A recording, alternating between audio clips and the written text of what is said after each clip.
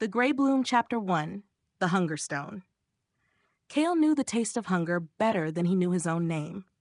It was a dull ache that started in his stomach and climbed into his throat, a constant, low thrum against the backdrop of the city's gray roar. He was 12, though the sunken hollows beneath his cheekbones and the ancient look in his eyes made him seem older, a miniature elder burdened by the weight of too many sunrises he hadn't thought he'd see. His home was a forgotten alcove behind a collapsed wall, a hollow in the crumbling carcass of what might once have been a grand hall. Now it was just a skeletal remains of brick and mortar, choked by weeds and the ceaseless greasy fog that clung to the mists, their quarter of viridia. The mists weren't just a name, they were a perpetual state, a veil drawn over the struggling lives within. Every breath Kale took was tinged with the metallic tang of industry and the damp scent of decay. This morning, like most mornings, Kale woke to the chill that seeped into his bones. His blanket, a patchwork of discarded canvas and threadbare wool, offered little comfort. He rolled onto his back, staring at the sliver of sky visible through a gap in the ruined ceiling, a bruised purple, promising another day of the same gray light. His stomach cramped, a familiar knot tightening. He called it the Hunger Stone, a heavy, unyielding presence that never truly left him. He unfolded himself from his makeshift bed, his joints protesting with soft clicks. His clothes were little more than rags, patched and repatched until their original colors were a mystery. He ran a hand over his face, feeling the stubble of dirt and the thinness of his jaw. A sip of stale water from a cracked clay pot was his only breakfast. The streets of the mists were already stirring. The early light, filtered through the pervasive fog, cast long, distorted shadows of scavengers and laborers hurrying towards the docks or the few remaining factories that still coughed out smoke. The air vibrated with the distant clanging of metal and the shouts of market vendors, a symphony of survival. Kale picked up his sack, a large worn canvas bag with a sturdy rope strap. It was his most valuable possession, his tool for life. Today, his hunt was for anything. Scraps of metal, discarded wood, a forgotten nail, a bottle, anything that could be traded. A single copper coin could buy a small hard bread roll, enough to silence the hunger stone for a few precious hours. He merged into the currents of the street, his eyes scanning every crack, every pile of refuse. He walked with a practiced slouch, a blend of invisibility and alertness. He knew the best spots. The alleys behind the bakeries for dropped crumbs, the industrial waste heaps for discarded metal, the edges of the river for washed-up treasures. His first stop was the bakery alley. The sweet, yeasty smell of fresh bread was a torment, a cruel reminder of what he lacked. He found nothing but a few hardened crusts, too stale even for most rats. He chewed on one, the crumb scratching his throat, offering only the illusion of sustenance. Next, he headed towards the scrapyards, a maze of rusted machinery and towering piles of refuse. This was where the real money could be made, but it was also where the biggest boys, the enforcers, and the ruthless scavengers held sway. Kale kept to the periphery, like a small fish circling a shark. He moved like a shadow, his eyes sharp, discerning value in rust and grime. He found a few bent nails, a half-meter of copper wire, and a small, strangely ornate brass buckle, perhaps from a broken belt. He carefully tucked them into his sack. The buckle, in particular, caught his eye. It was tarnished, but beneath the grime, he could see intricate carvings of leaves and swirling patterns. It was beautiful in a way. He allowed himself a fleeting moment of wonder, a brief escape from the ceaseless grind. He imagined it on a rich man's coat, a gleam of forgotten elegance. As he was about to move on, he heard a scuffle. Two older boys, hulking figures with rough hands and harder eyes, were cornering a smaller child, no older than 8. The child clutched a small wooden toy, painted brightly, probably his only possession. The older boys laughed, their voices grating. "Look what we have here, a little baby with his toy," one sneered, snatching it away. Kale froze, his heart pounding against his ribs. He knew this scene. He'd been the smaller child more times than he could count. His first instinct was to disappear, to become part of the crumbling wall he stood beside. But something held him rooted. The small boy's cry, sharp and despairing, cut through the din of the mists. He closed his eyes for a split second, weighing the consequences. Intervention meant a beating, losing his own meager fines, possibly worse. Silence meant the continuation of the cruelty he himself endured. The hunger stone pulsed, a reminder of his own vulnerability. He opened his eyes. The older boys were still taunting, dangling the toy just out of reach. The younger boy was sobbing now, his face streaked with dirt and tears. Cale took a breath, the metallic tang of the air filling his lungs. It was a choice, small but significant, in a world that rarely offered choices. He pushed himself off the wall, a slight, almost imperceptible shift. His voice when he spoke was thin but steady. "Leave him be." The two older boys turned, their smiles fading into sneers. Well, what do we have here? Little Cale playing hero." Cale felt a tremor run through him, but he held their gaze. "It's just a toy." "What good is it to you?" "It's about respect, runt," the larger one snarled, taking a step towards him. "And you ain't got any." Cale's mind raced. He had no chance in a fight, but he also knew the street's strange code. Sometimes, a flicker of unexpected defiance could buy you a moment. "I have enough respect," Cale said, his voice gaining a sliver of confidence he didn't feel. "Enough to know when to leave a smaller man alone." The boy hesitated, caught off guard by the unexpected retort. He glanced at his accomplice. Cale took a tiny step back, subtly shifting his weight. "Get out of here, you little rat," the other boy grumbled, a hint of boredom entering his voice. They'd likely just wanted an easy target, not a confrontation. He tossed the wooden toy roughly at the younger boy's feet. "And you, shut your whining." They stalked off, their boots scuffing the dirt, leaving Cale and the small boy alone in the alley. The boy snatched up his toy, clutching it to his chest, his sobs subsiding into gasps. He looked at Cale, his eyes wide and watery, a flicker of something that might have been gratitude. Cale simply nodded, a silent acknowledgement. He hadn't fought, hadn't won anything tangible, but he had stood his ground.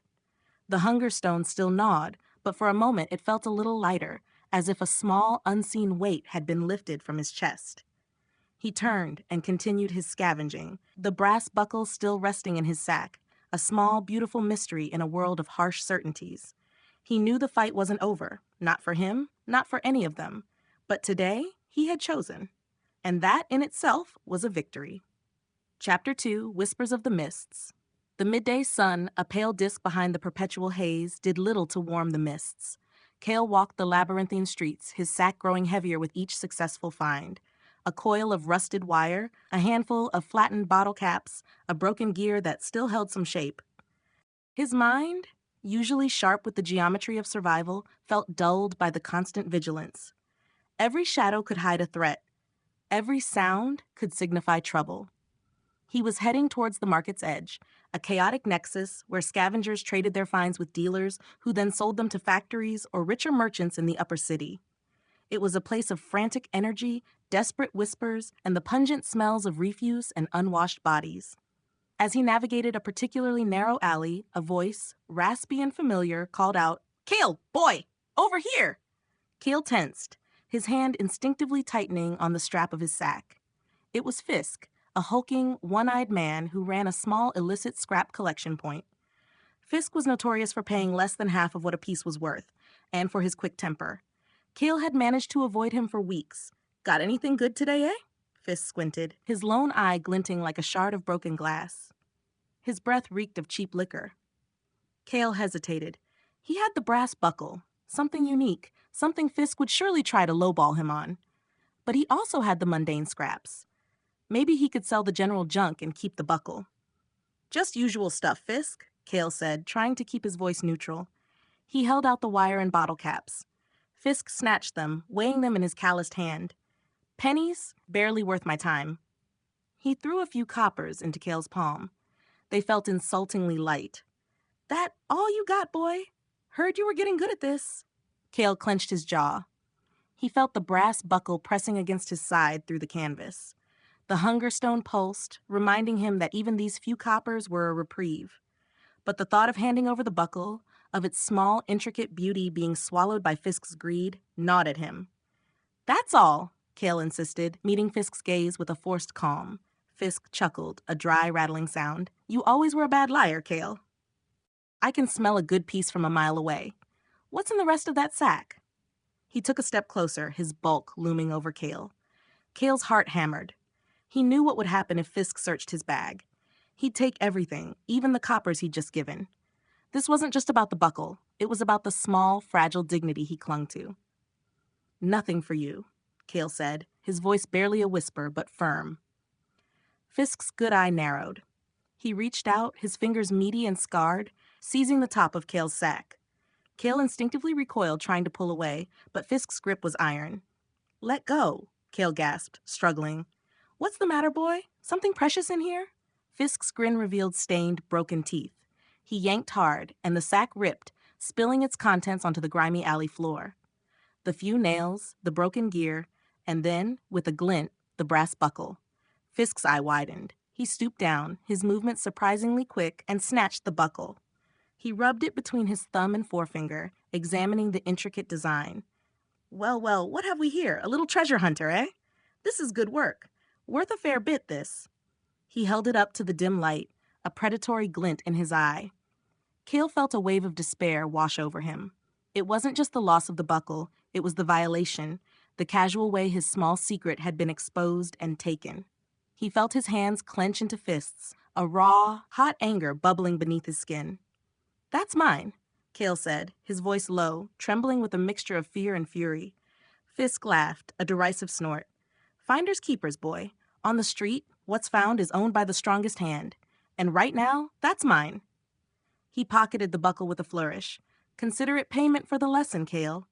He turned to leave, dismissing him. Cale stood frozen for a moment, watching Fisk's retreating back. The hunger stone felt heavier than ever, compounded by the bitter taste of injustice.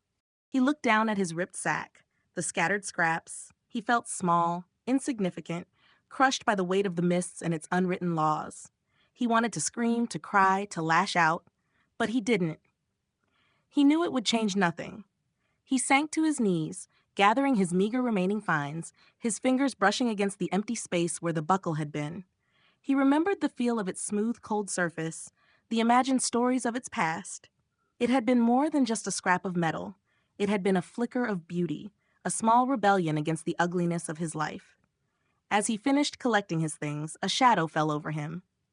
Cale tensed, expecting Fisk to have returned for some last taunt. But it wasn't Fisk. It was an old man, stooped and weathered, his face a roadmap of wrinkles, his clothes even more tattered than Cale's. He carried a large, ungainly bundle of scavenged items on his back, held together by rope. His eyes, though, were sharp and surprisingly clear, a piercing blue amidst the leathery skin. "That one's a snake," the old man rasped, his voice like dry leaves. "Takes more than he gives, always." Cale looked up, startled. He hadn't seen him approach. "He took my buckle," Cale mumbled, the words tasting like ash. The old man nodded slowly. "Saw it. A good piece, that. Fine craftsmanship, not like the junk they churn out now." He paused, studying Cale with an unnerving intensity. "You stood your ground, though. Didn't back down. Most boys would have folded at the first growl." Cale shrugged, embarrassment coloring his cheeks. "Didn't matter. Still lost it." "Loss is a part of life, boy," the old man said, his gaze drifting to the ripped sack. "But so is trying again. What's your name, boy?" "Cale." "Cale," the old man repeated, testing the sound. "They call me Silas, and I've been scavenging these streets longer than you've been breathing. Seen a lot of boys like you come and go." He extended a gnarled hand. In his palm rested a small, dull piece of what looked like polished river stone, smooth and comforting to the touch.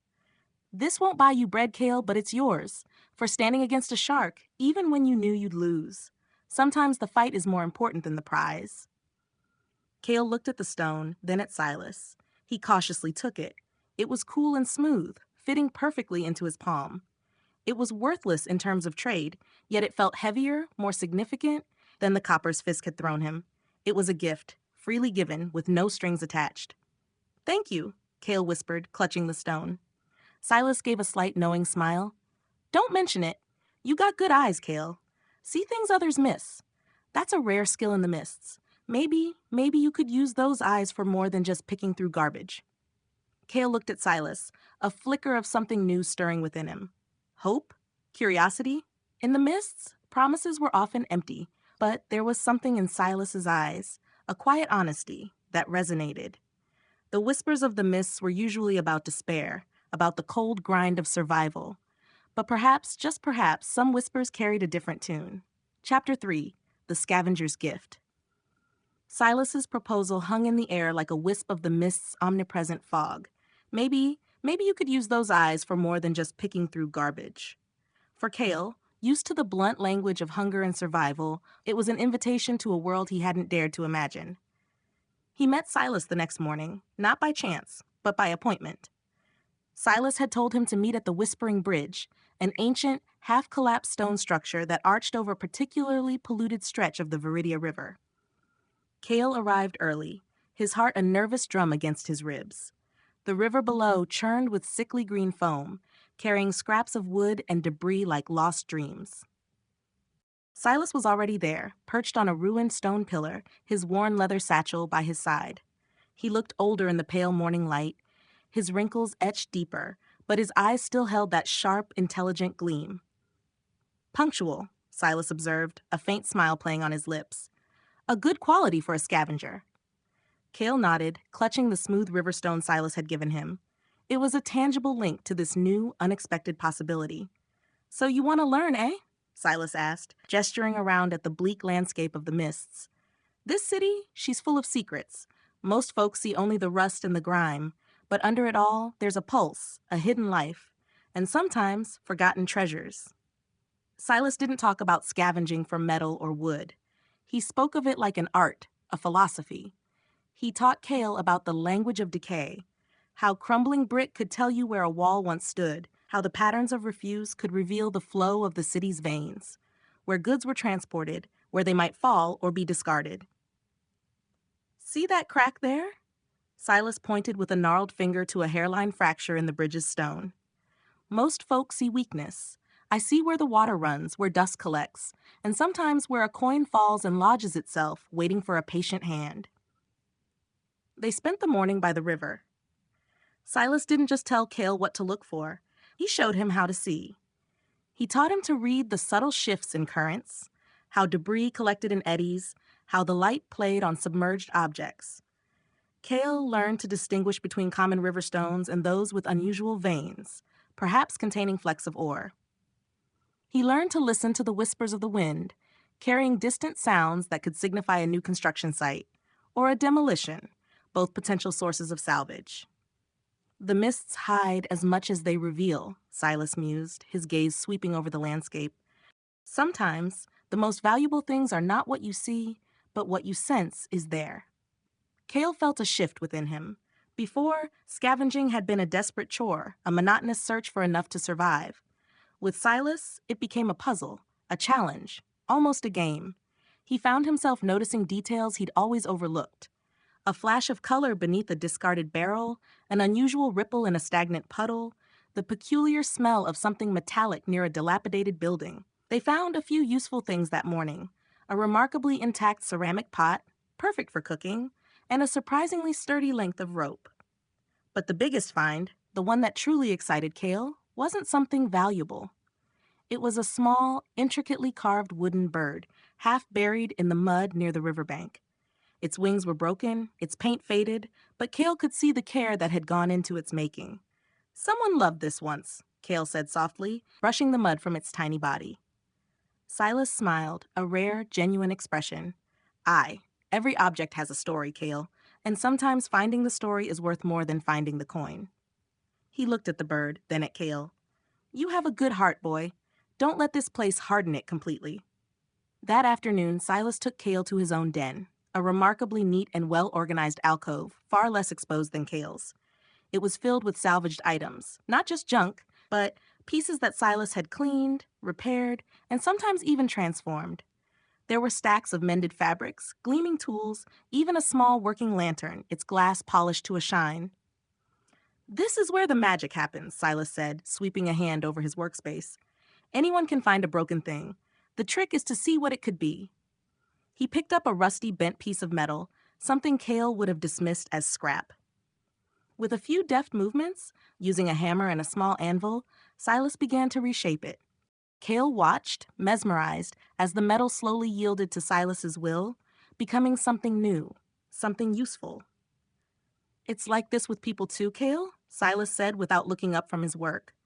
"Broken folk, bent by the world, but if you have patience and the right tools, Sometimes you can help them find their shape again.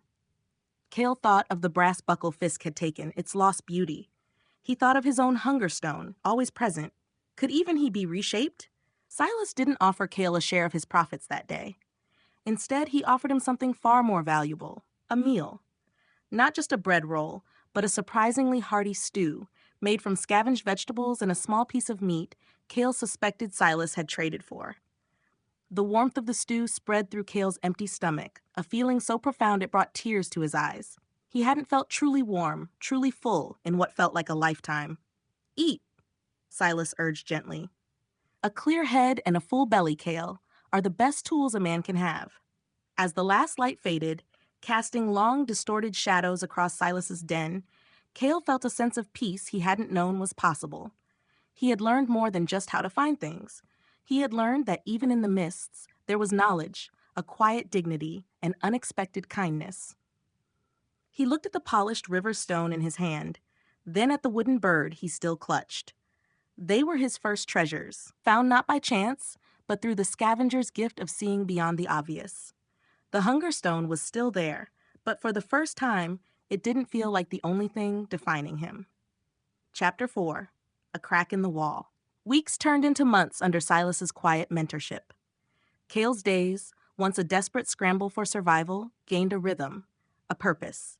He learned to distinguish between different types of metal by weight and sound, to identify the subtle signs of valuable salvage in the most unlikely places.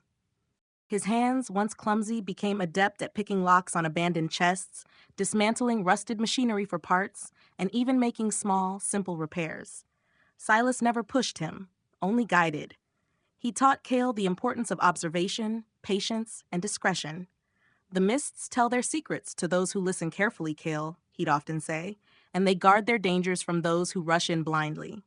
Cale's daily finds grew more substantial. He no longer survived on stale bread. He could afford a warm meal most days, sometimes even a small piece of fruit. He even managed to buy a thicker, cleaner blanket and a new, sturdier sack, repairing the old one for spare parts. His own alcove felt less like a tomb and more like a refuge. The hunger stone still reminded him of his past, but it no longer dominated his every thought. Hope, a fragile, nascent thing, was taking root. One cold, biting morning, Silas led Cale to a part of the mists Cale had never ventured into, the forgotten industrial zone. Towering, skeletal structures of long-dead factories loomed against the sky, their windows like empty eyesores. The air here was heavy with the smell of old oil and damp concrete. "This place, it holds ghosts," Silas murmured, his voice hushed, "but also, sometimes, relics." They moved slowly, carefully, through the ruins. Cale felt a prickle of unease. This place felt different, more desolate, less forgiving. Silas pointed out structural weaknesses, areas where collapse was imminent, and hidden passages used by the few desperate souls who dared to venture deep inside. As they explored a particularly vast, cavernous building, Cale noticed a peculiar glint beneath a pile of fallen girders. He knelt, brushing away decades of dust and debris, and pulled out a small, heavy box made of dark, polished wood. It was locked, but the lock looked old and delicate. "What is it?" Cale whispered, his voice echoing in the cavernous space. Silas peered at it, his eyes narrowing. A strong box, old craftsmanship, not factory standard. He took it from Cale, examining it. Might be empty, might be full of rust, or... He trailed off, his gaze distant. Cale's heart beat faster. He thought of the brass buckle of the small lost treasures. Silas worked quickly, expertly, with a thin piece of scavenged metal. There was a soft click, and the lid sprang open. Cale peered inside, his breath catching. It wasn't gold or jewels. It was a collection of old, faded photographs, brittle with age. And beneath them, a small, intricate music box. Silas picked up one of the photographs. It showed a family, a stern-looking man, a kind-faced woman, and a young boy with bright, hopeful eyes, not much older than Cale.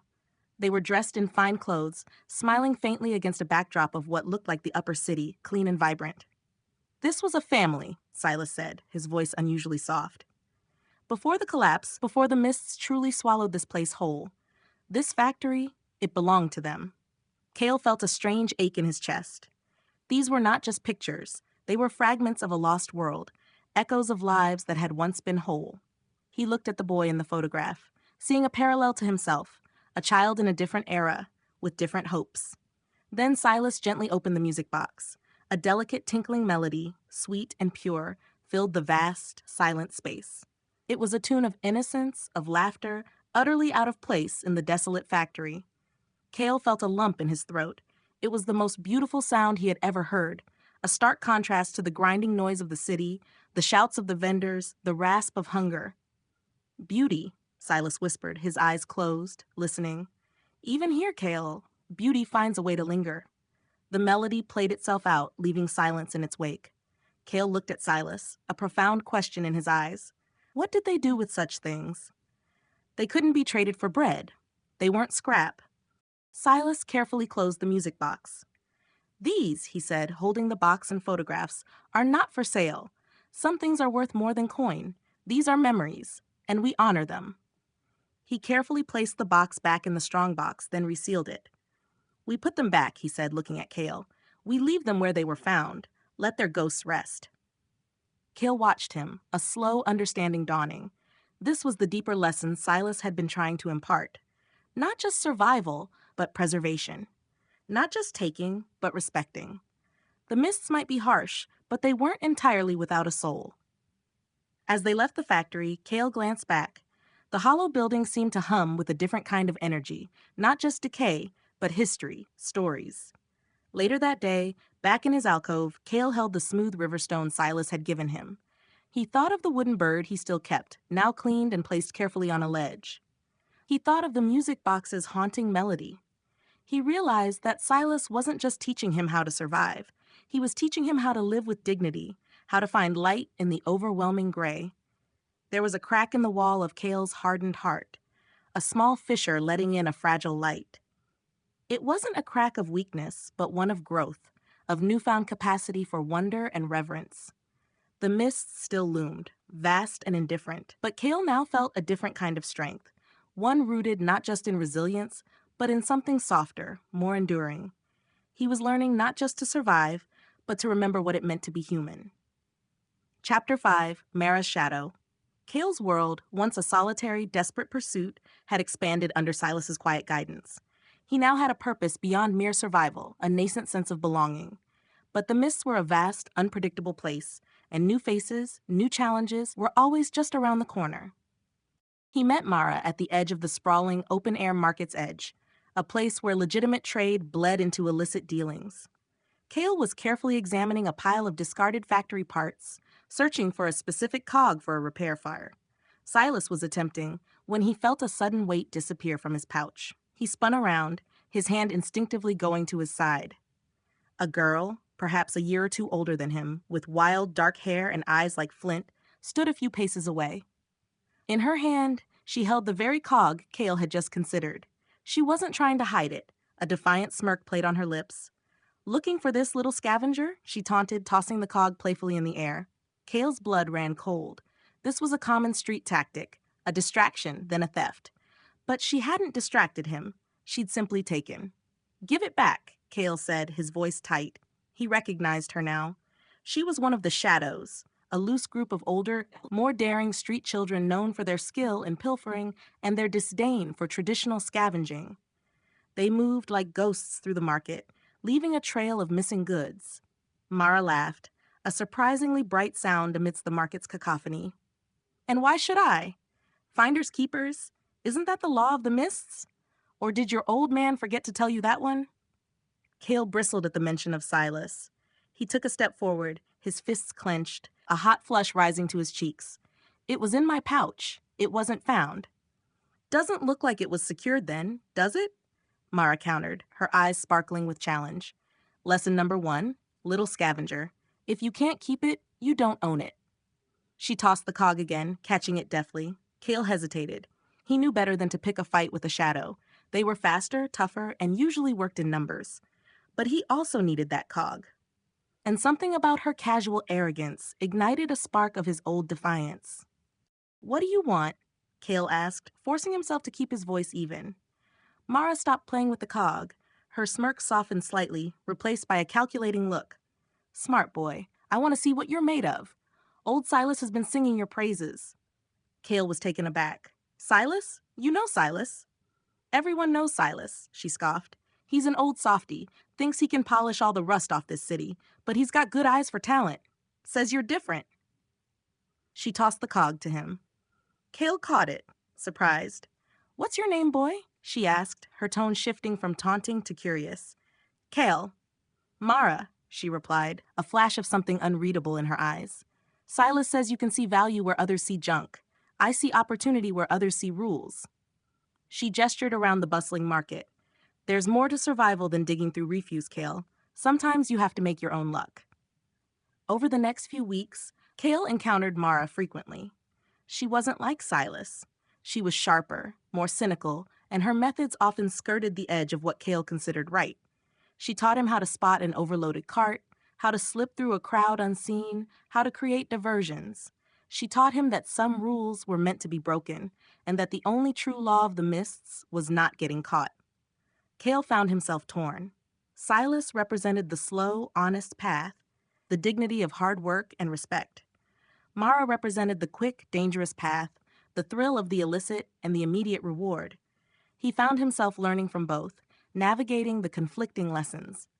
One day, Mara approached him with an unusual proposition. There's a new shipment of textiles coming through the docks tonight, she whispered, her eyes gleaming with excitement. Expensive fabrics, straight from the upper city, guarded, but not impossible, enough to feed us for a month, maybe more. Cale felt a knot tighten in his stomach. Stealing was different from scavenging. It was a direct act of taking from someone who still owned it, not just finding what was lost. Stealing? Cale asked, his voice hesitant. Mara rolled her eyes. What do you call it when you take a piece of metal from an abandoned factory? It used to belong to someone, didn't it? The mists take what they need. We just help them along.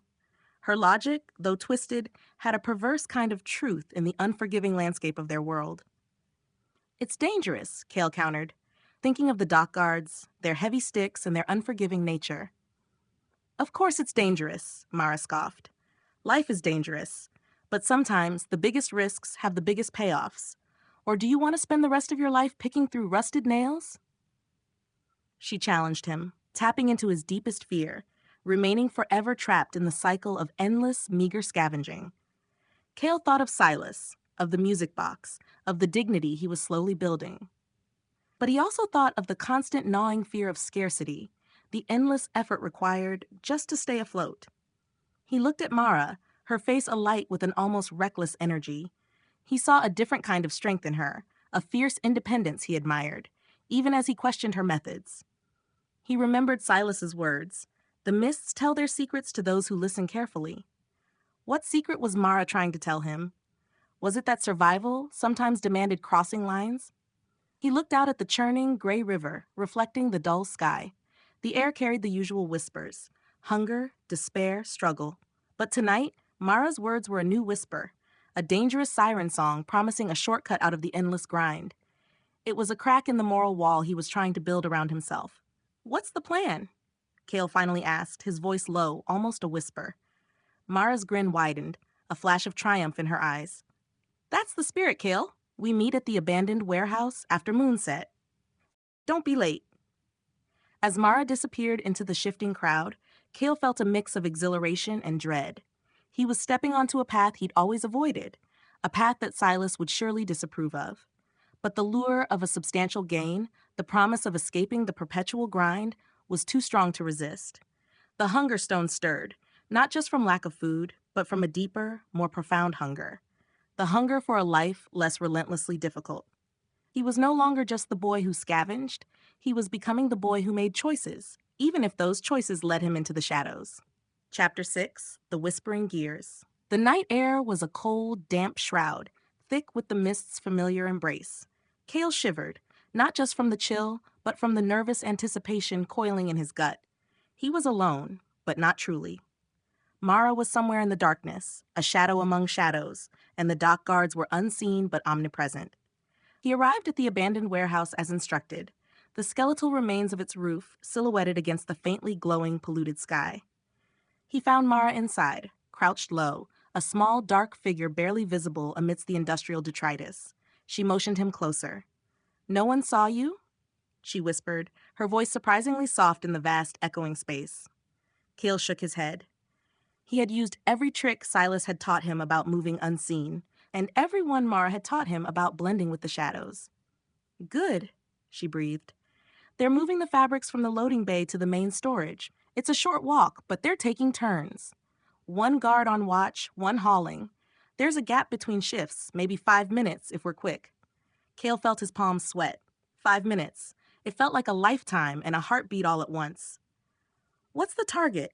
Cale asked, his voice barely audible. Mara pointed to a large, tarp-covered cart just beyond the warehouse's gaping entrance. That one, filled to the brim.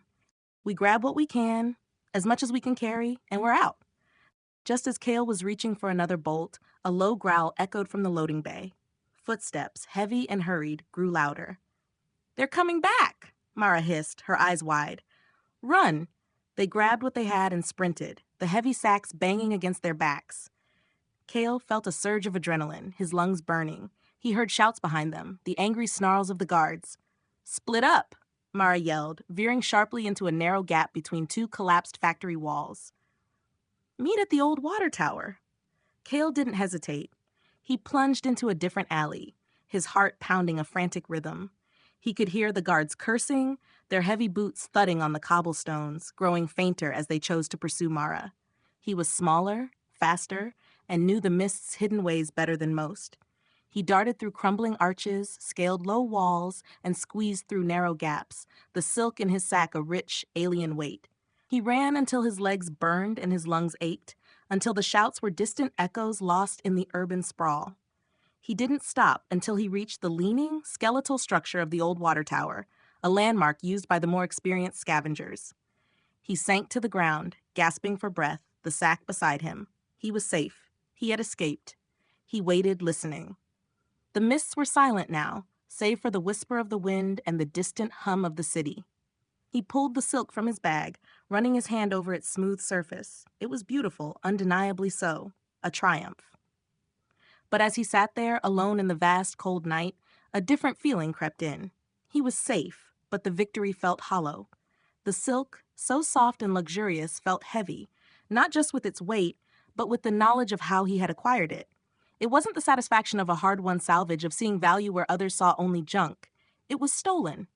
He thought of Silas, of his quiet dignity, of his insistence on respecting things, not just taking them. He remembered the music box, left undisturbed in the factory. Was this Mara's way? To snatch beauty rather than find it? A long time passed. Mara didn't come. Cale's initial exhilaration faded, replaced by a growing anxiety. Had she been caught, or had she simply abandoned him, using him as a decoy? The thought left a bitter taste in his mouth. The whispering gears of the industrial zone seemed to mock him now, their silent promise of easy gains turning into a cold, hard truth.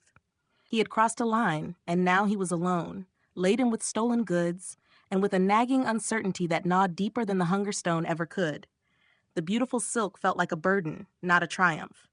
He had risked everything, and for what? The night had shown him not just the thrill of forbidden success, but the insidious chill of moral compromise. Chapter 7, Finch's Embrace. The dawn after the raid was a muted, weary affair. Mara never arrived at the old water tower. Cale waited for hours, clutching the stolen silk, the fabric offering no warmth against the deep chill that had settled into his bones. When the first streaks of bruised purple light touched the sky, he finally accepted it. She was either caught, or she had simply vanished. The thought of betrayal, however, was a cold, unfamiliar ache in his chest. He couldn't go back to his alcove, not with the stolen goods. The dock guards would be searching, their wrath swift and brutal. He found a temporary hiding spot in a disused sewer pipe, curling around the bundles of fabric, trying to sleep, but sleep wouldn't come. The silk, once a symbol of forbidden luxury, now felt like a heavy, incriminating weight. The next few days were a blur of nervous movement. Cale avoided the market's edge, avoided any familiar faces. He tried to sell small portions of the fabric, but without connections, he was either lowballed cruelly or met with suspicion. The larger, more valuable pieces were too risky to carry. The easy gains Mara had promised had turned into a suffocating burden. He was poorer now in a way than he had been before, burdened by guilt, fear, and a heavy secret. Desperation gnawed at him. He hadn't seen Silas either, didn't dare seek him out, fearing his disappointment. Cale was adrift, his carefully constructed world crumbling around him. It was during one of his aimless wanderings that he heard the voice, deep, resonant, strangely soothing. "Lost, little one?" Cale looked up. A man stood in the entrance of a large, imposing building, unlike anything else in the mists. It was made of dark, heavy stone, not crumbling brick, and though it had no windows, a single glowing lantern hung above its large, iron-studded door. He was tall, dressed in impeccably clean, dark clothes, a striking contrast to the grime of the mists. His face was smooth, almost unlined, with sharp, intelligent eyes that seemed to take in everything and give nothing away. He exuded an air of quiet power. "I'm not lost," Cale mumbled, instinctively tightening his grip on his sack. The man chuckled, a low, rumbling sound. "Of course not.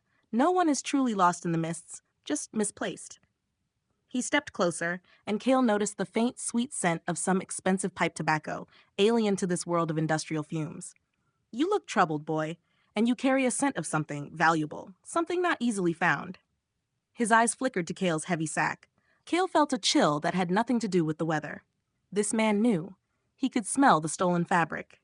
"What do you want?" Cale asked, his voice barely a whisper. "My name is Finch," the man said, a slight, almost imperceptible smile touching his lips. "And I am a collector. I specialize in rare and unusual things, things that have fallen through the cracks." He paused, his gaze unsettlingly direct. "And sometimes I offer opportunities to those who are resourceful." Cale remembered Mara's words, "Make your own luck." This felt like an opportunity, but one coated in a dangerous sheen. "I don't have anything for you," Cale lied, trying to sound convincing. Finch's smile widened, showing perfectly white teeth. "Oh, I think you do. The docks have been rather agitated lately. Something valuable went missing, I hear. Something soft and blue, perhaps?" Cale's blood ran cold. He knew. This man, Finch, wasn't just a collector. He was a spider, weaving a web of information and influence. "Don't worry, Cale," Finch continued, his voice still smooth, almost hypnotic. "I'm not interested in returning it to its original owners, only in acquiring it, and perhaps acquiring your talents along with it." He stepped back, gesturing towards the open door. "Come inside. It's warm. We can talk business. And you can shed that burden you're carrying. You look like you could use a warm meal and a place to rest your head." The promise of warmth, food, and safety was an irresistible lure. Cale was exhausted, hungry, and terrified. The stolen silk felt like a lead weight, dragging him down. Finch's words offered an escape, a way out of the immediate danger. Cale hesitated for only a moment. He looked at the stark, brutal alley, then at the inviting darkness of Finch's doorway. He remembered Silas's gentle wisdom, Mara's reckless freedom. Both felt impossibly far away. Finch offered a different kind of power, a different kind of survival. He took a deep breath, the air thick with the mist's familiar metallic tang and the new, unsettling scent of Finch's expensive tobacco. He stepped across the threshold into the unknown. The heavy iron door swung shut behind him with a soft thud, echoing in the cavernous interior. Inside, the building was surprisingly clean, lit by flickering gas lamps. The air was warm, almost stiflingly so. There were other boys and girls, some younger, some older than Cale, hunched over workbenches, meticulously sorting through piles of salvaged goods. Their faces were grim, their movements precise, silent. They looked different from the street children Cale knew, cleaner, but with a vacant look in their eyes. Finch led Cale to a small, private room. He offered him a bowl of rich, steaming soup, the first truly warm food Cale had eaten in days. Cale ate it slowly, savoring every spoonful, the hunger stone finally, blessedly, quiet. "So, Cale," Finch said, watching him eat with an unnerving intensity, "you have skills, you have courage, and you have a certain disregard for conventional methods, wouldn't you say?" He smiled, a flash of white in the dim light. "I can offer you work, good work, consistent work, a roof over your head, food in your belly. In return, you work for me. You bring me what you find. You follow my instructions. You become part of my family." Cale looked around the room at the silent, busy children beyond the doorway. Family. It was a tempting word, a word he hadn't heard in so long. He was tired of being alone, tired of the endless struggle. Finch's offer was a gilded cage, perhaps, but it was a cage with warmth, food, and a semblance of order. He imagined the comfort of not having to scavenge for his next meal, of a predictable day. "What kind of work?" Cale asked, his voice thick from the soup. Finch leaned back, his eyes gleaming. "The kind that makes use of those good eyes of yours, Cale. The kind that sees things others don't. The kind that retrieves what others overlook. Sometimes that means finding things. Sometimes it means persuading others to part with them. And sometimes it means moving things from one place to another, quietly." Cale understood. It was a step deeper into the shadows, a formalization of Mara's methods. But it was also survival and the promise of escaping the gnawing fear that had defined his life. He looked at the empty bowl, at the closed door, at the shadowed faces of the children beyond. He was trapped, but perhaps for the first time, not by chance, but by choice. He knew this was a dangerous path, but hunger and the deep human need for belonging had eroded his resistance. Finch's embrace felt like both a rescue and a capture. He had stepped into the spider's web, and the threads, though soft and silken now, were already tightening. Chapter 8. The Weight of Iron. Life under Finch's roof was a peculiar blend of comfort and suffocating control. Cale had a warm, if shared, bed, 3 square meals a day, more than he'd ever consistently had, and clean, sturdy clothes. The hunger stone, that relentless companion, finally receded, replaced by the steady ache of a different kind of emptiness. The days were regimented. They woke before dawn, worked until dusk, and were given a meager allowance for personal items that was quickly absorbed by Finch's own store. The work itself was demanding. Finch's operation was not just a salvage house. It was a complex network of acquisition and distribution, dealing in everything from high-value scrap metal to stolen goods, intelligence, and even people. Cale's good eyes were put to use immediately. He was trained, along with the other children, in surveillance, lock-picking, silent entry, and the art of retrieval, a polite term for theft. Finch ran his operation with an iron fist, disguised beneath a smooth, paternalistic veneer. Disobedience was met with quiet, firm punishment. Food withheld, privileges revoked, or worse, solitary confinement in a cold, dark cellar. Cale had only heard whispers about. The other children were like ghosts, moving through their tasks with a detached efficiency.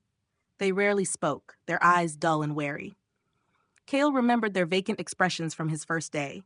He felt himself becoming one of them, the sharpness in his own eyes slowly dimming, replaced by a practiced emptiness. One of his new colleagues was a boy named Lorian, a year or two older than Cale, with a wiry build and a perpetually worried frown. Lorian had been with Finch for years, since his family had been forced to sell him into service to pay off a debt. He was efficient, but his spirit seemed utterly broken. "Don't ask questions," Lorian whispered to Cale one night, their heads close in the dim sleeping quarters. "Just do what he says. It's easier that way." Cale didn't want to be like Lorian.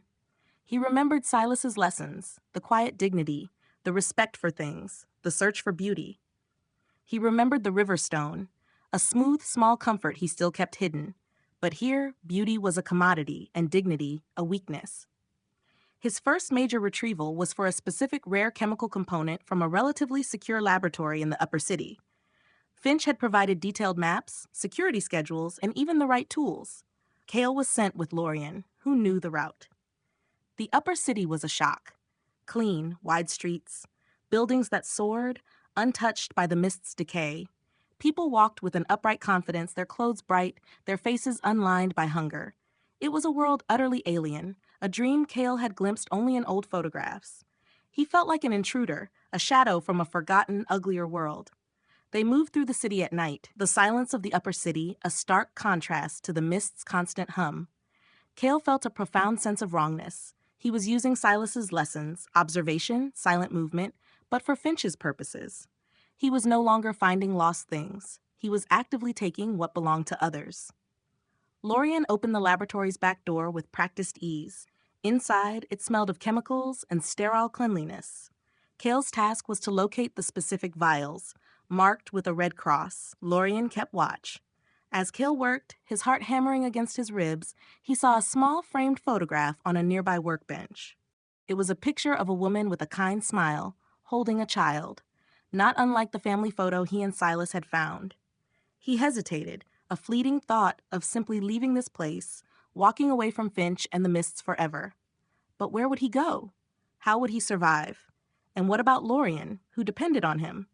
He pushed the thought aside, grabbed the vials, and they were gone, back into the shadows, back towards the mists, back towards Finch. When they returned, Finch met them. His eyes, usually cool and calculating, held a glint of approval. Excellent work, boys. Precise. Clean. He handed them each a small, polished copper coin, a bonus, a token of his satisfaction. Cale looked at the coin.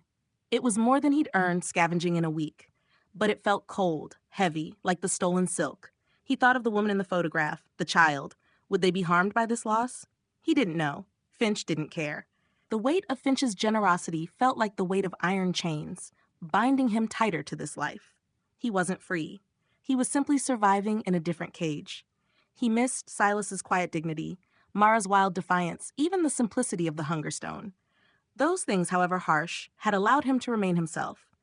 Finch's embrace was slowly, subtly eroding who he was. He was becoming a shadow, a tool, a means to an end.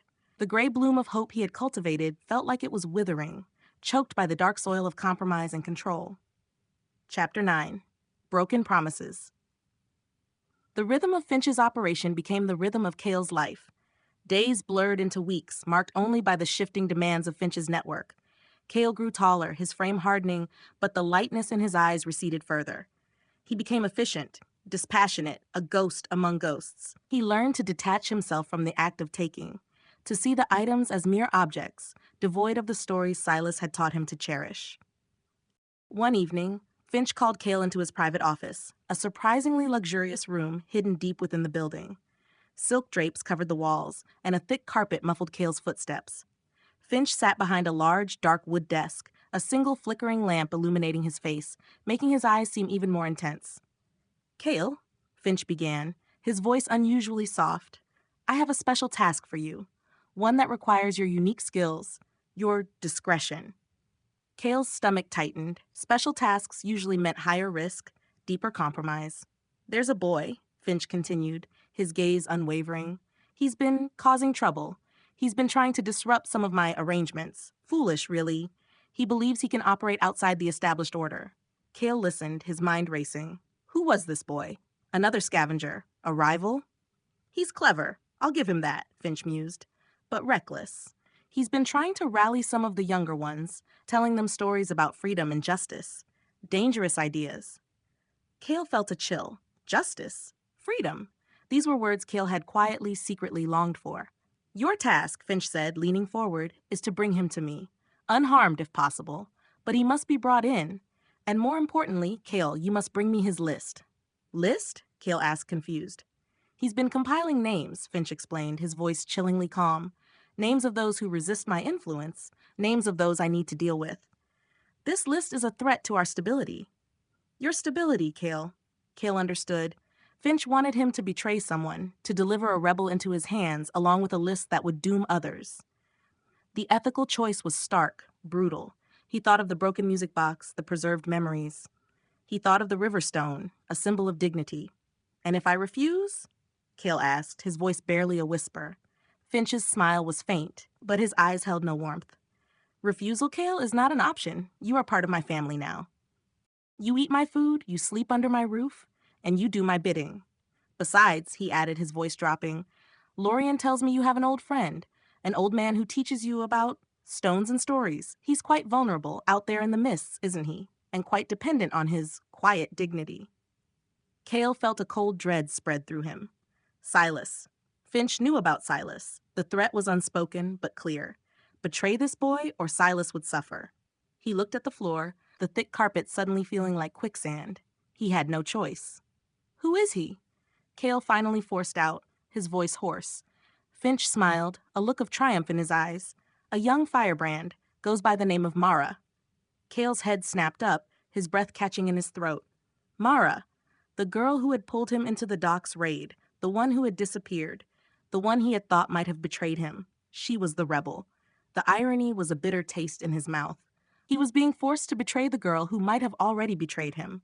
Or perhaps she hadn't. Perhaps she had simply escaped and was now fighting back. "I understand," Cale said, his voice flat. Finch nodded, satisfied. "Good. Loyalty is a valuable currency, Kale. More valuable than any stolen fabric. More valuable than any scrap of metal.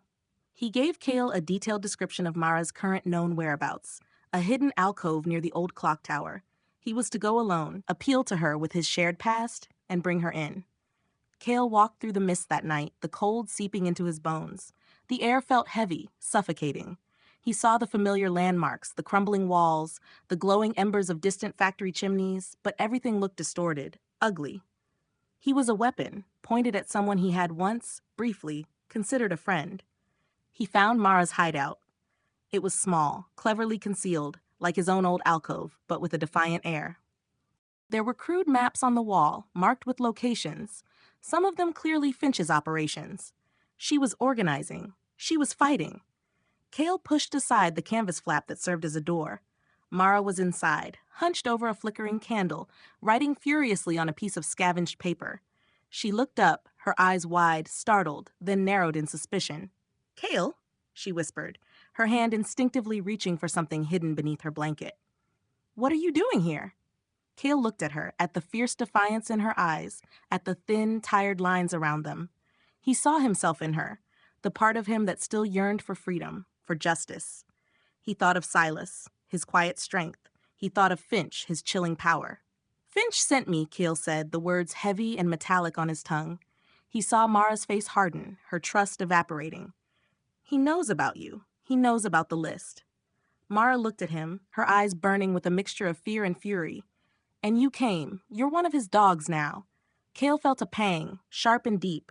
He wanted to explain, to tell her about Silas, about the threat. But Finch's shadow was long, and words felt futile. "He wants you," Kale said, his voice flat. "And the list." Mara looked at the list she held, then back at Kale. Her expression softened, a flicker of something almost like pity.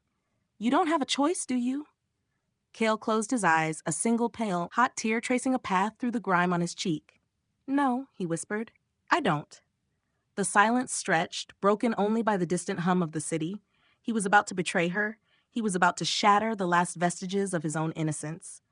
The hunger stone was silent now, but his heart felt like a block of iron, heavy and cold. The promises of the mists were broken, scattered like dust. Chapter 10. The Deepest Scar. The betrayal, when it came, felt like a slow, agonizing blow. Kale watched, numb, as Finch's enforcers, alerted by a signal Kale had been forced to give, swarmed Mara's hideout. Mara fought, a whirlwind of desperate defiance, but she was quickly overpowered. Kale stood apart, a silent, complicit witness, the weight of his actions crushing him. He saw the look in Mara's eyes as she was dragged past him. Not hatred, not anger, but a profound, aching disappointment. It cut him deeper than any blow. She had understood. She had seen his lack of choice, but that didn't erase the fact that he was the instrument of her capture. Finch emerged from the shadows, a smug satisfaction on his face. He nodded at Kale. "Well done, Kale. Loyalty. It truly is a rare and valuable thing." He held up the crumpled piece of paper that had been Mara's list, his eyes scanning the names.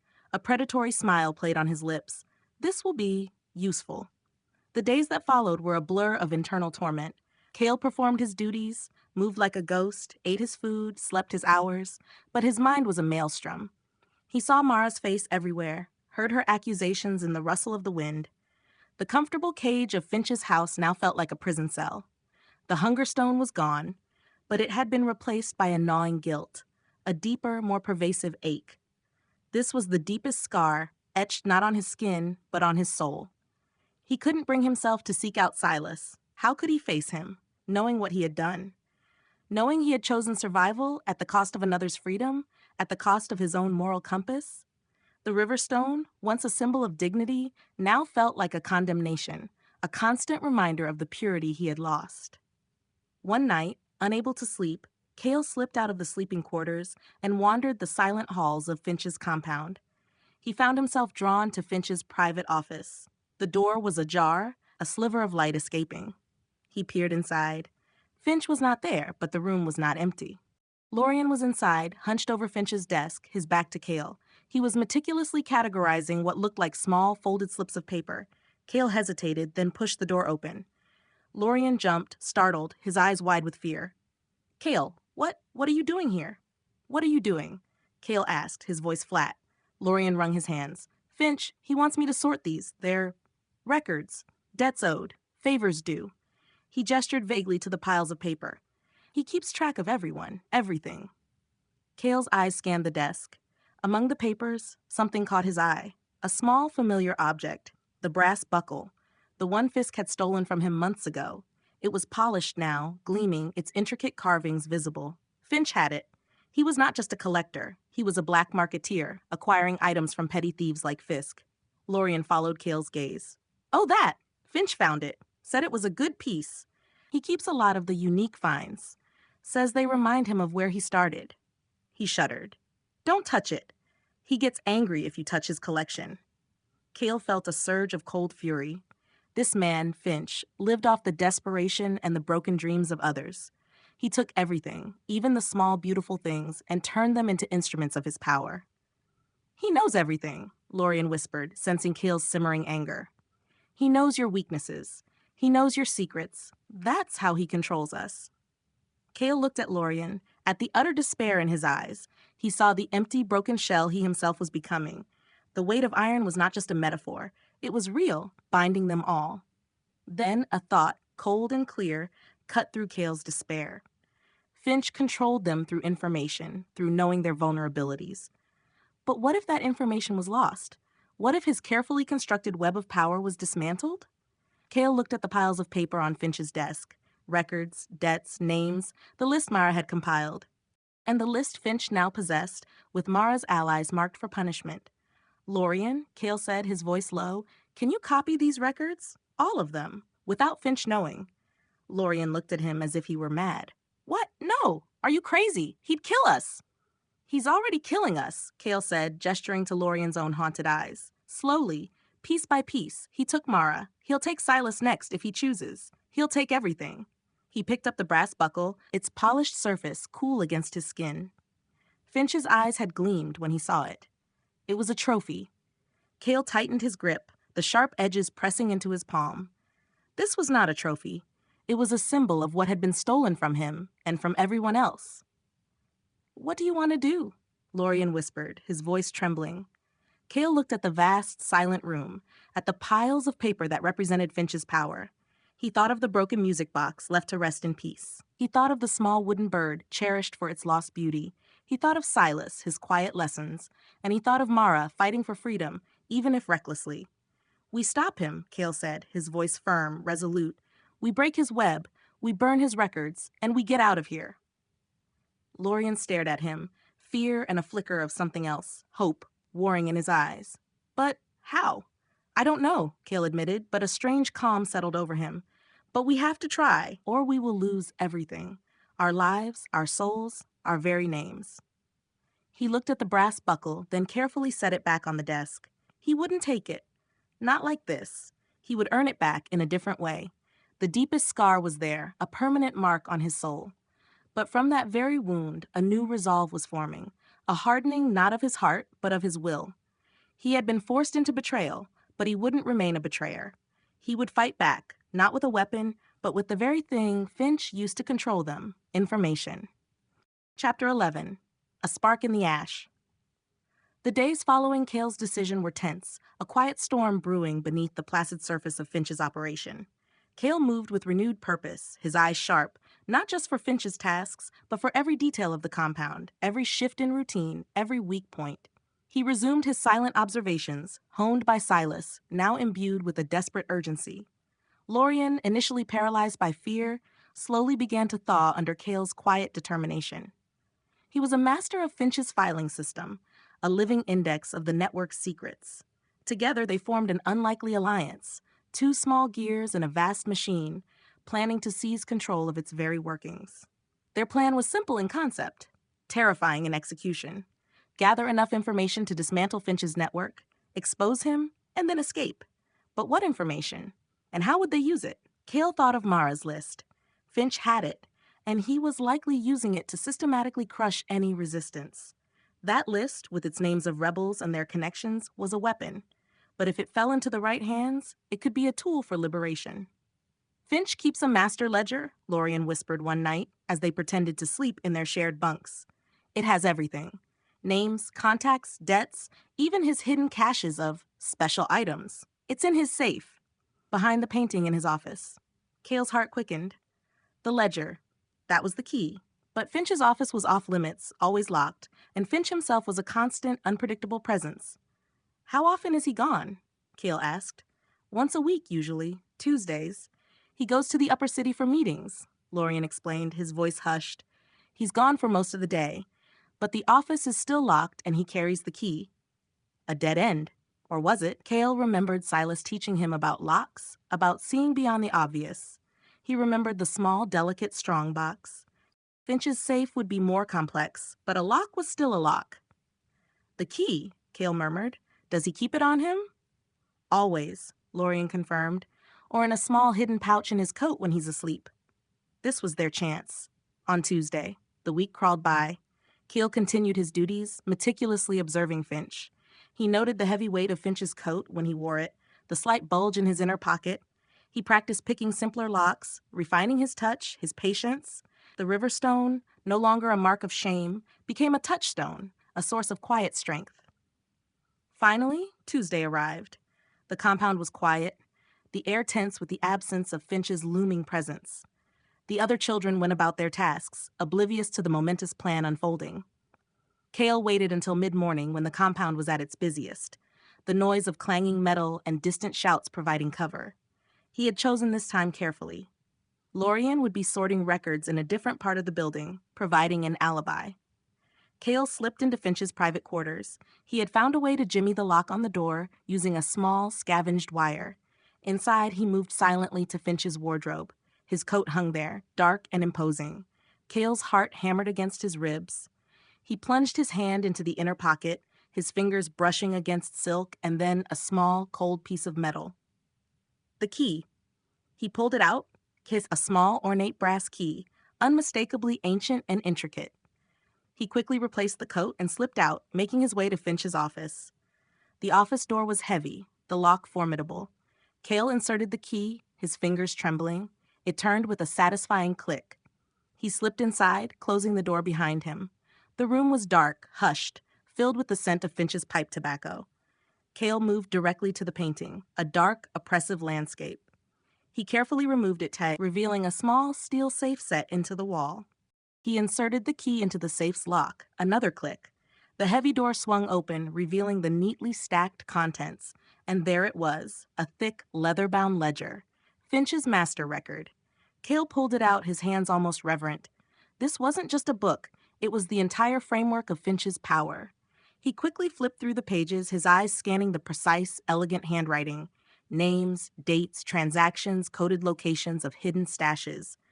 And there, tucked into a central fold, was Mara's list, transcribed by Finch's own hand, with menacing notes beside each name. He had it. The spark in the ash. But what to do with it? He couldn't just take it and run. Finch would find them. He would find Silas. He would find everyone on the list. A desperate idea formed in his mind, wild and dangerous.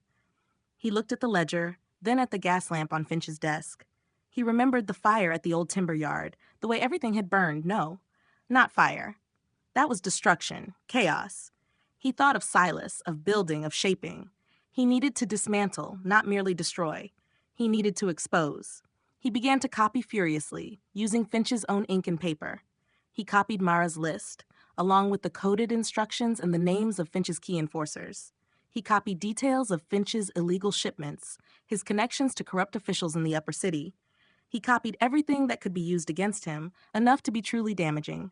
He worked with a feverish intensity, his hand cramping, the time slipping away.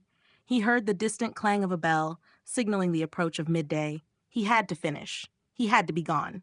Just as he finished the last page, he heard footsteps outside the office, heavy and distinct. Panic flared, cold and sharp. Finch was back early. Cale cursed under his breath. He shoved the copied pages into his shirt, thrust the ledger back into the safe, locked it, replaced the painting, and with trembling hands, locked the office door, putting the key back in Finch's coat. He moved like a shadow, slipping back into the main compound just as Finch's heavy footsteps entered the building. He was safe. For now. He had the information. The spark was ignited. But now the true battle began. He had crossed the line from unwilling participant to active saboteur. The weight of iron was still there, but now he was wielding it. Chapter 12. The Architect of Escape. Cale moved through the compound in a daze, the copied pages rustling against his chest like a secret heartbeat. He felt exposed, every casual glance from a guard, every unexpected sound sending shivers down his spine. Finch's early return was a terrifying unknown. Had he noticed anything amiss? Was Cale's carefully constructed facade already crumbling? He managed to signal Lorien, meeting him in the dimly lit corridor that led to the food stores, a place where conversation could be masked by the clatter of pots and pans. "I got it," Cale whispered, his voice hoarse. "The ledger. I copied the list, everything important. Finch came back early." Lorien's eyes widened, fear and awe warring in their depths. "He came back? Cale, we have to move now." "He'll know. He always knows." "He doesn't know yet," Cale insisted, though his own heart pounded with doubt. "We need a plan. How do we get this out? How do we use it?" They talked in hushed tones, their heads together, their lives hanging in the balance. Lorien, despite his fear, possessed an encyclopedic knowledge of Finch's compound. The guard rotations, the blind spots of the patrols, the schedule of deliveries and waste disposal. He knew the hidden passages, the forgotten vents, the precise locations of the few unmonitored exits. "The waste disposal chute," Lorien suggested, his voice barely audible. "It leads out to a secluded alley. Only used once a week for the heavier refuse. Tomorrow night, it's our only chance." Tomorrow night. It was terrifyingly soon. But waiting meant discovery, inevitable punishment. Cale thought of Mara, locked away, suffering for her defiance. He thought of Silas, still vulnerable. He had to act. "And the information?" Cale asked, touching the papers hidden beneath his shirt. "Who do we give it to?" Lorien hesitated. "There's talk in the mists of an organization. They call themselves the Watchers. They're supposed to be against Finch, against all the big operators, but they're just whispers, legends. How do we find them?" "There's a code," Lorien murmured, "a symbol, a small gray bloom etched on the walls of certain alleys. If you leave a message there, marked with a bloom, they say someone comes. A gray bloom. The name of their quarter, Viridia, the bloom that Cale had carried within himself, now a symbol of rebellion. It felt right. The plan began to form, piece by agonizing piece. Cale would hide the copies in a secure, prearranged spot outside the compound during their escape. Then he would find the gray bloom and leave a coded message, alerting the Watchers to Finch's network and the location of the documents. Lorien would create a diversion, allowing Cale to escape through the waste chute. The next day was an eternity. Every shadow seemed to hold Finch's watchful gaze. Every conversation felt like a trap. Cale performed his duties with a chilling efficiency, a mask of obedience fixed firmly on his face. He watched Finch, searched for any sign of suspicion, but Finch's face remained an unreadable mask. As dusk approached, casting long, menacing shadows across the compound, Cale felt a tremor of fear, sharp and cold. This was it. There was no turning back. Lorien met him near the waste disposal chute, his face pale but resolute. "Are you sure about this, Cale?" he whispered. "Once you're out, there's no coming back." "I know," Cale replied, his voice firm. He had made his choice. This was not just about his freedom, but about striking a blow against the system that consumed them all. "The diversion," Lorien said, his eyes darting nervously. "It's going to be big. It'll buy you time." He looked at Cale, a fleeting moment of connection in their shared desperation. "Good luck, Cale, for all of us." Cale nodded, unable to speak. He pulled out the folded papers, now tightly wrapped in oiled cloth, and handed them to Lorien. "Hide these," he instructed, "and get to the chute. I'll make sure it's clear." Lorien swallowed hard, then nodded. He disappeared into the labyrinthine corridors. Cale waited, his heart pounding. The waste disposal chute was a narrow, dark tunnel, smelling of rot and stale air. It was a humiliating means of escape, but it was their only one. Suddenly, a cacophony erupted from the main hall. Shouts, the clang of metal, the crash of breaking glass. Lorien's diversion. It was massive, overwhelming. The guards would be running towards it, leaving other areas vulnerable. Cale seized his chance. He moved to the waste chute's heavy metal cover, struggling to pry it open. It resisted, rusted and stiff. He pushed, grunted, his muscles straining. Finally, with a loud groan, it yielded, revealing the dark, vertical shaft. He heard footsteps approaching, the muffled shouts of guards moving deeper into the compound. He had seconds.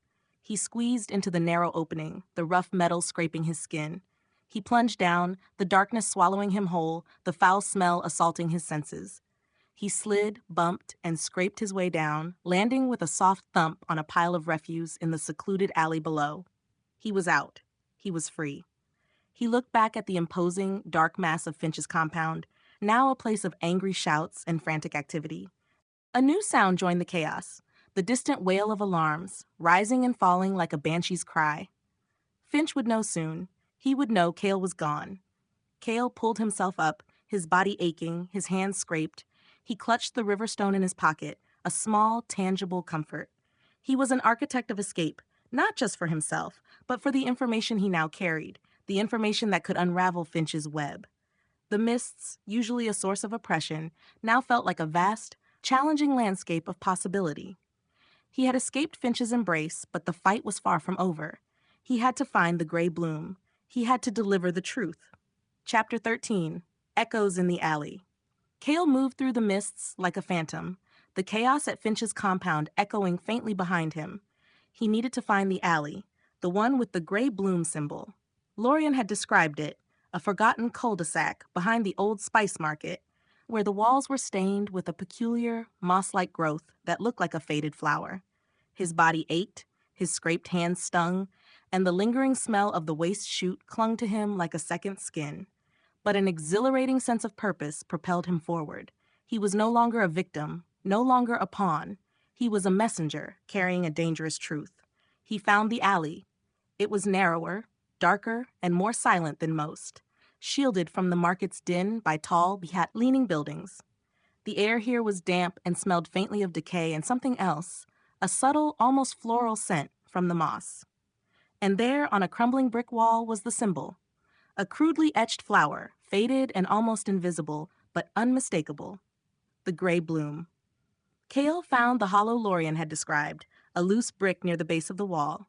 He carefully placed the oiled cloth package of copied documents inside, pushing it deep into the darkness. He then replaced the brick, making sure it blended seamlessly with the wall. He stood back, his chest heaving, the adrenaline slowly receding. He had done his part. Now he had to leave the message. Lorien had described a specific method, a sequence of markings only the Watchers would understand. Cale took a piece of charcoal he'd salvaged and with trembling hands made the marks on the wall above the gray bloom. 3 vertical lines, a circle, and a single horizontal dash.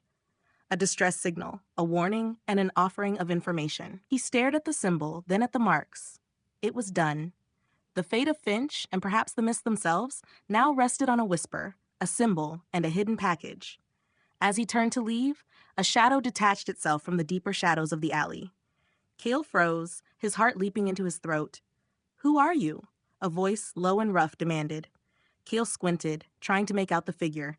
It was a man, tall and broad-shouldered, cloaked in dark, heavy fabric that seemed to absorb the light.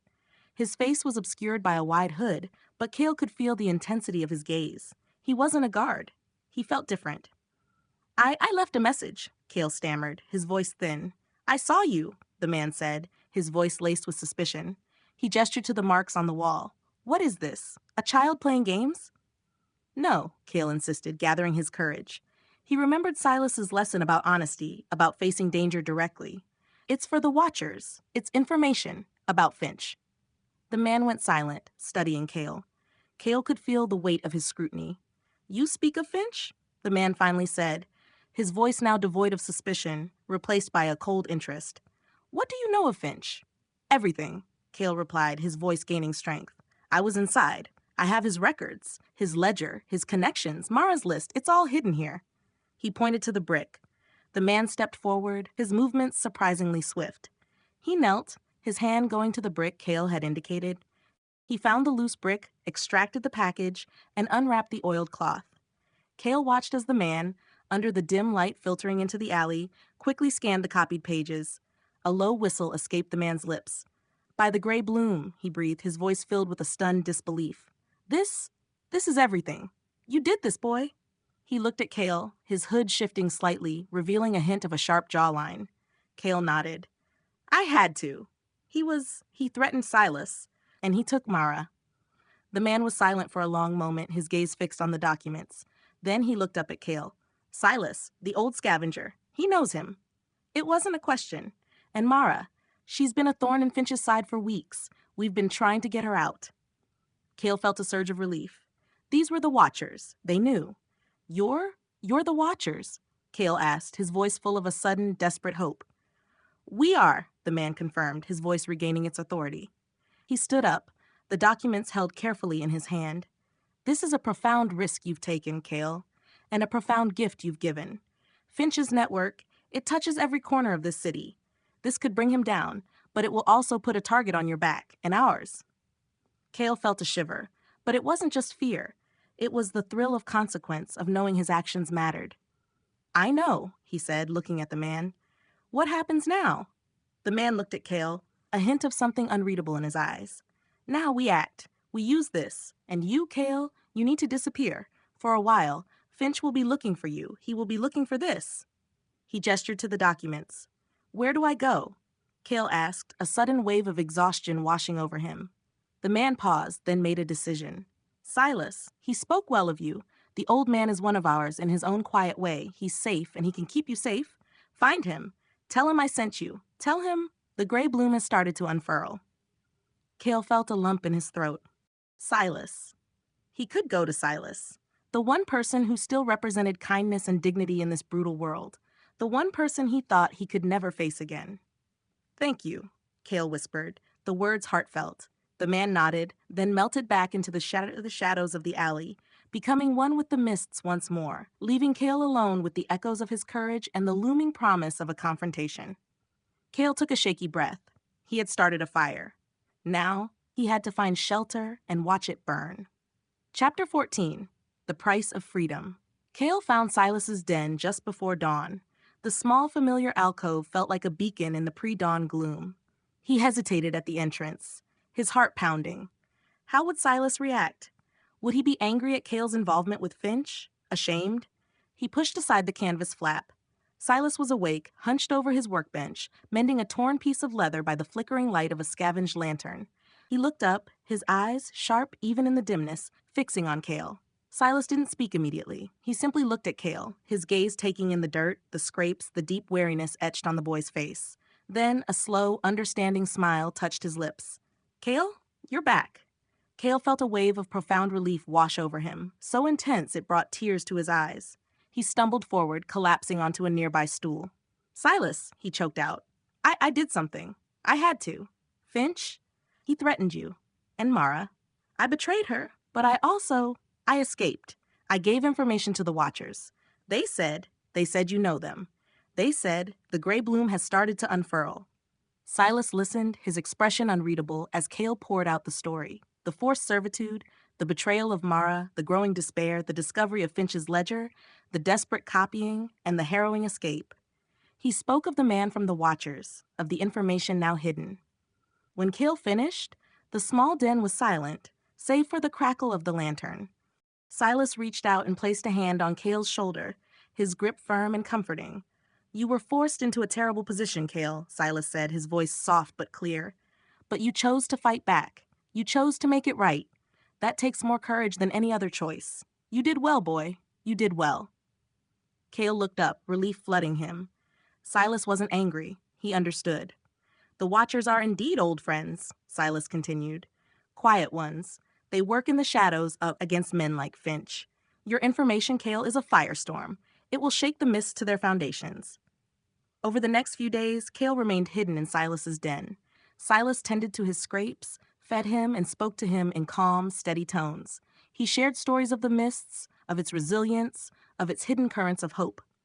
Cale watched the city from Silas's small, high window, waiting. And then the mists truly shifted. It began with whispers, then shouts, then outright chaos. Finch's network, so meticulously constructed, began to unravel. Raids were launched on his hidden caches. His enforcers were apprehended. Corrupt officials in the upper city were exposed, their names printed on hastily distributed broadsheets, thanks to the Watchers' careful dissemination of Cale's information. The city, usually so stoic in its suffering, buzzed with an unfamiliar energy, a mixture of fear, hope, and righteous anger. Finch's empire was crumbling, piece by piece. One evening, Silas received a coded message. He read it, a grim satisfaction on his face. Finch is on the run. His compound has been raided. They found Mara. She's free. Cale felt a powerful surge of emotion, relief, joy, a fierce pride. He had done it. He had played a part in bringing down the man who had stolen his innocence, who had threatened his friends. But freedom came at a price. Finch was a cornered animal. He would be looking for Cale, for the boy who had brought down his empire. "You can't stay here, Cale," Silas said gently. "It's not safe. Finch knows your face. He knows you're responsible." Cale nodded. He understood. His actions had consequences, far-reaching and personal. "The Watchers have offered you a way out," Silas continued. "A new identity, a chance to leave the mists, to start fresh somewhere else. A life free from the shadow of Finch, free from the grind." Cale looked at Silas, then at his own rough hands, at the river stone he still carried. Leave the mists? Leave Silas? Leave the only world he had ever known? The thought was terrifying, but also exhilarating. A chance for a new life, a life where he wasn't constantly looking over his shoulder, where the hunger stone didn't define him. "What about you?" Cale asked, his voice thick. Silas smiled, a warm, knowing expression. "The mists are my home, Cale. There will always be forgotten things to find and lost souls to guide. My path is here. But yours? Yours is taking a different turn. You have a chance for something more." Cale understood. This was the ultimate price of his freedom. A separation, a new beginning, alone, but also with the knowledge that he had fought for it, earned it. The next morning, under the cover of a thick mist, Cale left Silas's den. He carried only a small bundle of necessities, a new, clean set of clothes provided by Silas, and the river stone in his pocket. Silas walked with him to the edge of the quarter, to a part of the city Cale had never seen, where a new road began, leading away from Viridia. "Remember what I taught you, Cale," Silas said, his hand on Cale's shoulder. "See the beauty in the broken, find the value in the forgotten, and never let the world take away your heart." Cale looked at his mentor, his eyes swimming. "Thank you, Silas, for everything." Silas simply nodded, his eyes shining. "Go, Cale. Find your own horizon and bloom." Cale turned, and without looking back, walked away from the mists, away from Silas, towards a horizon he couldn't yet see. The price of his freedom was steep, but the world stretched before him, vast and unknown, waiting for the seeds of his resilience to bloom. Chapter 15, The Gray Bloom's Promise. The road out of Viridia was long and arduous, a winding ribbon of cracked asphalt and dusty earth that stretched into an unknown future. Cale walked for days, fueled by a mixture of stale bread, scavenged berries, and the fierce determination that had become his truest companion. He no longer felt the constant ache of the hunger stone. It had been replaced by a different kind of hunger, for knowledge, for purpose, for a life where he could truly choose his own path. He thought of Silas often, his quiet wisdom echoing in Cale's mind with every step. He thought of Mara, hoping she was truly free, that she was finding her own way. And he thought of Finch, now a hunted shadow, a symbol of the darkness he had escaped. His journey led him to a small, unassuming town nestled in a valley, far from the industrial sprawl of Viridia. It was called Havenwood, and true to its name, it felt like a sanctuary. The air was clean, scented with pine and damp earth. The houses, though simple, were well kept, and the faces of the people were open, less guarded than those in the mists. Cale found work easily enough. Not scavenging, not stealing, but honest labor. He helped a potter, shaping clay into useful forms, his nimble fingers, once skilled at picking locks, now finding a new artistry. He learned to distinguish between different types of earth, to listen to the subtle shifts in the clay as it dried. The potter, a kind, quiet woman named Elara, a name that sparked a memory of a distant, comforting sound Cale couldn't quite place, paid him fairly, and Cale found a small, clean room in a modest boarding house. He ate regular meals, slept in a soft bed, and for the first time in his life, knew what it felt like to be truly safe. The fear that had been a constant companion in the mists slowly receded, replaced by a quiet sense of peace. He still carried the river stone Silas had given him. It was a tangible link to his past, a reminder of where he came from, of the lessons learned. He often held it, feeling its smooth, cool surface, letting its presence ground him. One quiet afternoon, as he worked in the potter's shop, Cale noticed a small, intricately carved wooden bird sitting on a shelf among some finished pieces. Its wings were broken, its paint faded, but Cale recognized it instantly. It was the same bird he had found by the river with Silas, the one he had cherished for its story. "Where did you get this?" Cale asked, his voice hushed, picking it up gently. Alara smiled. "Oh, that. A kind old man brought it to me a few weeks ago, said it needed a home where it would be appreciated. He said it carried a story, a promise, and that it belonged to a boy with good eyes and a good heart. He asked me to keep it safe until that boy found his way." She looked at Cale, her eyes filled with a gentle understanding. "He said you'd know what it meant." Cale's hands trembled as he held the bird. Silas.